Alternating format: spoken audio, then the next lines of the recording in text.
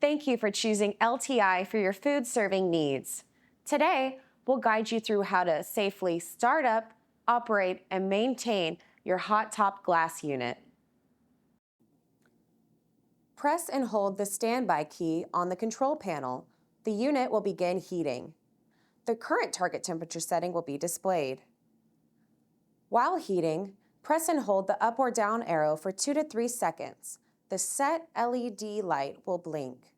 Use the arrow keys to adjust the temperature to your desired set point. The unit will automatically save your setting and begin heating to the new target. To power off, press and hold the standby key for 2 to 3 seconds. The unit will stop heating and off will appear on the display.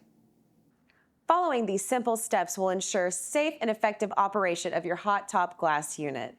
For more information, visit our website at lowtempind.com.